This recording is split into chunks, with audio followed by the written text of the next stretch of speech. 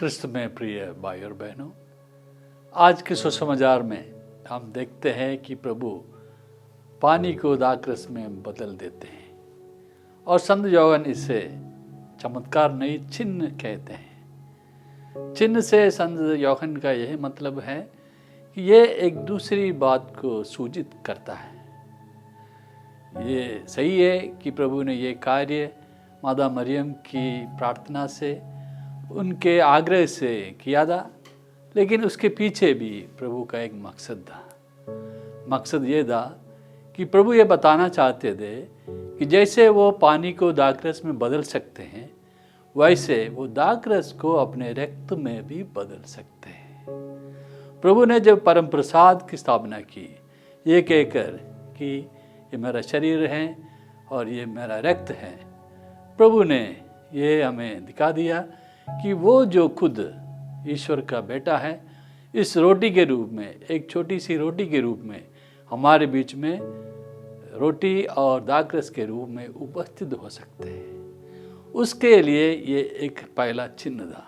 संत यूहन्ना कहते हैं ये प्रभु का पहला चिन्ह है या फिर पहला चमत्कार है। चिन्ह का मतलब ये है कि प्रभु ये हमें बतला रहे हैं कि जैसे उसने पानी को दाखरस में बदल दिया, एक दिन वो दाखरस को अपने रक्त में बदलकर हमारे साथ रहेंगे। प्रभु ने संत मत्ती के सुसमाचार अध्याय 28 पद संख्या 20 में कहा है कि मैं दुनिया के अंत तक तुम्हारे साथ रहूँगा। और प्रभु ने ये वायदा निभाते हुए आखिरी भोज में प्रभु ने ये बताया, रोटी लेकर कि ये मेरा शरीर है और दाखरस लेकर कि ये मेरा रक्त है। और उस प्रकार से अपने आप को हमारे लिए एक तोहफे के रूप में, परम प्रसाद के रूप में प्रभु ने दिया है। और उसका पहला चिन्ह प्रभु काना के उस विवाह उत्सव में पानी को दाखरस में बदलकर हमारे सामने प्रस्तुत किया है। हम देखते हैं कि संत यूहन्ना के सुसमाचार अध्याय 6 में प्रभु और 2 चिन्ह हमें दिखलाते हैं। एक पहला, उसमें पहला चिन्ह है कि प्रभु 5 रोटी को 5000 लोगों के लिए प्रभु बांटते हैं। हम जानते हैं कि एक व्यक्ति के लिए 5 रोटियां कम पड़ जाती हैं, लेकिन उन 5 रोटियों से प्रभु 5000 लोगों को खिलाते हैं। वो भी एक चिन्ह था, ये दिखाने के लिए जब प्रभु 5 रोटी को 5000 लोगों में बांट सकते हैं, प्रभु उस रोटी को अपने शरीर में भी बदल सकते हैं, जो हमारे लिए परम प्रसाद के रूप में प्रभु दिया है। इसलिए प्रिय मित्रों, ये प्रभु का एक दूसरा चिन्ह था, ये बताने के लिए कि मैं एक तोहफे के रूप में, रोटी के रूप में, दाखरस के रूप में आपके बीच में उपस्थित रहूँगा। और उसी सुसमाचार में संत यूहन्ना के अध्याय 6 में हम ये भी देखते हैं कि प्रभु पानी के ऊपर से चलते हैं। हम जानते हैं कि जब हम पानी के ऊपर से चलते हैं, हम डूब जाते हैं। या फिर आप कोई लोहे के टुकड़ा या फिर कोई गीला लकड़ी पानी में डाल देते, वो डूब जाता है।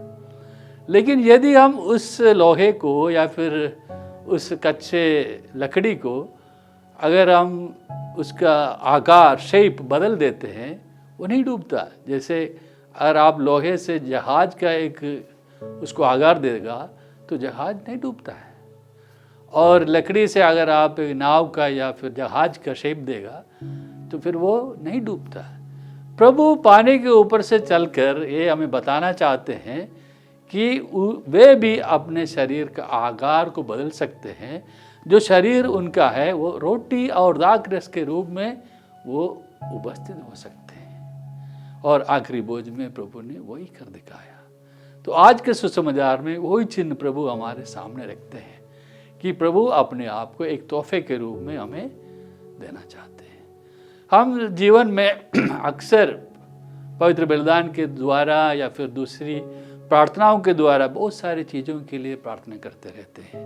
हम बीमार है, चंगा कीजिए, हमारी वो तकलीफ़ है वो ठीक कर दीजिए। लेकिन पवित्र बलिदान में प्रभु अपने आप को हमें दे रहे हैं। जब प्रभु खुद हमारे साथ रहेंगे, हमें किस बात की चिंता है? प्रभु सब कुछ कर सकने वाला परमेश्वर है। इसलिए जब हम परम प्रसाद में या फिर पवित्र बलिदान में भाग लेते हैं, तो हमें पूरा यकीन के साथ भाग लेना है कि जीवंत प्रभु, सच्चे परमेश्वर हमारे बीच उपस्थित है। जो इस पक्के विश्वास के साथ उस परम प्रसाद को ग्रहण करते हैं, पवित्र बलिदान में भाग लेते हैं, उन्हें प्रभु की आशीष भरपूर मात्रा में मिलते हैं।